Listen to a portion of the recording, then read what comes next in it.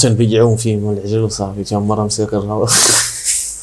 إخوان وأخوات السلام عليكم ورحمة الله تعالى وبركاته. من بعد إعلان المنتخبات الإفريقية على اللوائح النهائية التي ستذهب إلى كان كوت ديفوار 2024 وترشيح مجموعة من المنتخبات باش أنها تفوز بهذه الكأس الإفريقية، فهناك جوج منتخبات مرشحة لا على مستوى الورق ولا على مستوى الواقع باش أنها تفوز بهذه الكأس. شكون هذه المنتخبات؟ فهي المنتخب المغربي والمنتخب الجزائري. المنتخب المغربي بعد التحقيق ديالو الانجاز التاريخي بقطر، فهو غادي يحاول انه يدخل بواحد النفسيه اللي هي موتيفيه بهذا المفهوم هذا، وعنده واحد الموتيفاسيون باش انه يربح هذه الكاس الافريقيه.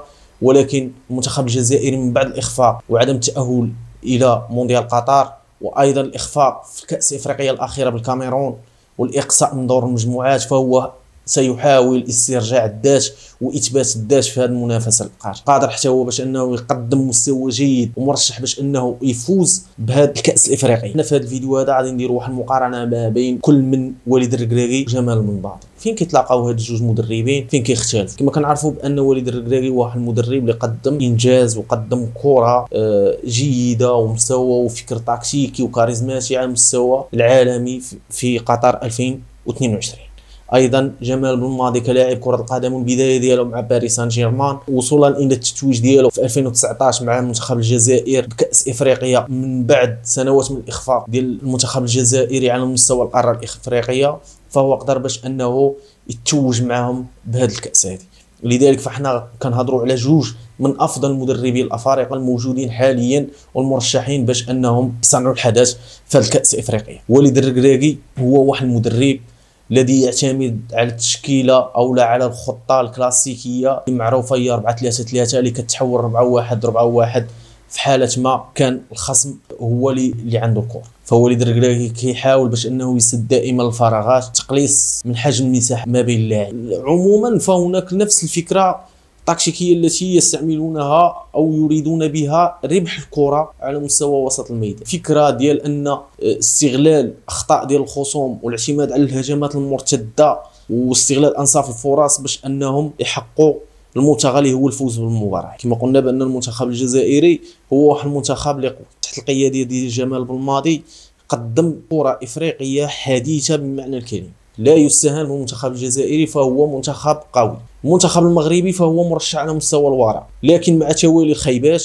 وتوالي النكسات وعدم تلبيه طموحات وانتظارات الشعب المغربي، فاحنا دائما متخوفين بان المغرب انه ما يقدمش ذاك المستوى اللي حنا متوقعينه باش انه يقدم. لذلك الجزائر والمغرب امام فرصه لاثبات الذات. فاش كنهضروا على وليد الركراكي عنده واحد النفسيه اللي داخل بها لكاس افريقيا كتخول له باش انه لا يموتيفي اللاعبين ديالو اكثر من بعد الانجاز ديال قطر. حنا مازال عندنا ديال الوهم ديال اننا نحن الافضل، نحن المغاربه حنا كنشوفوا روسنا حنا الافضل في افريقيا، وهذا من حقنا نفتخروا باننا قدمنا كره على المستوى العالمي، كره جيده، وبينا المغرب على المستوى العالمي وشنو كنسوى في الكره. الجزائر من بعد الاخفاق وعدم التاهل لقطر والاخفاق على مستوى الكاس الافريقيه الاخيره في كاميرون، فهي ستدخل الى هذه الكاس لاثبات الذات وبانها تستحق التواجد في الادوار المتقدمه بكاس افريقيا على غرار ديالنا. باش نقول لك حنا عندنا الموتيفاسيون ونقدروا نستهنوا بالخصوم ديالنا ونقدروا نخرجوا من دور المجموعات، وهذا الشيء اللي وقع مع الجزائر فاش استهنت بالخصوم ديالها وخسرت مع السيراليون. داك الشيء علاش هنا كيختلف وليد الركراكي مع جمال بالماضي. دائما في التصريحات ديال وليد الركراكي كيحاول باش انه يكون متواضع ويحترم الخصوم ديالو على المستوى الافريقي اللي هما المنتخبات الافريقيه اللي مابقاش فيها منتخبات صغيره ولا كبيره. جمال بالماضي مشى باستهانه في 2021 بالكاميرون وخسر امام منتخبات لم نتوقع انها ستفوز على الجزائر. على المستوى الكاريزماتي فوليد الركراكي يتفوق على جمال بالماضي، خصوصا في التعامل مع الصحافه المغربيه. جمال بالماضي مع الصحافه الجزائريه فهو دائما انفعال ومزاجي بشكل كبير، سواء مع اللاعبين او مع الصحافه. شفنا التصرف ديالو الاخير مع سعيد بن رحمه والحرمان الشعب الجزائري باش انه يكون عندهم افضل لاعب الدوري الانجليزي حاليا على مستوى الجزائر. كنهضروا على اللاعبين ديال مستوى الجزائر، افضل واحد فيهم على مستوى الدوري الانجليزي هو سعيد بن رحمه ديال لاعب ديال ويست هام، فهو ما كاينش الان في التشكيله النهائيه التي ستذهب الى كان كوت ديفوار 2024. وليد الركراكي دائما ما يقوم بتشجيع لاعبيه، وشنا كيفاش شجع زياش فاش ضيع واحد الكره ضد جنوب افريقيا اللي كان اون فاس البار.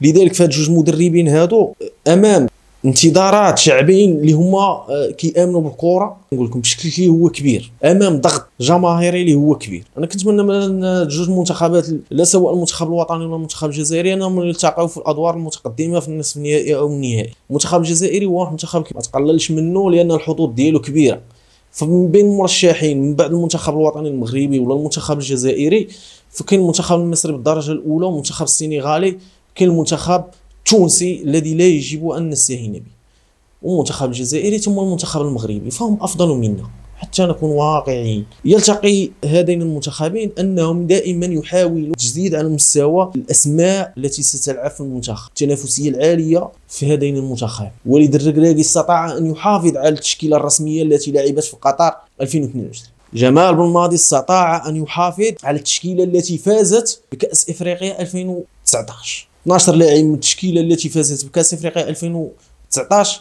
ما زالت حاضره الى اليوم مع جمال بلماضي. هنا كنهضروا على استمراريه ديال واحد الجيل واستغلال جيل عارفوا متى شنو كيسوى. هنا كيلتقيو الفكر ديال جوج ديال المدربين اللي هما كيبان لك بانهم مدربين كبار، لهذا نكونوا اننا قدرنا نوصلوا الفكره بان الاختلاف ديال هاد المدربين ولا النقط ديال الالتقاء ديالهم ما كيقلل لا من وليد الركراكي لا من جمال بلماضي. جمال بلماضي كيبقى مدرب كبير، الجزائر كتبقى منتخب كبير كنحترموها، لذلك وهذا احترام متبادل لباقي المنتخبات الافريقيه. ما كاينش منتخب صغير، ما كاينش منتخب كبير.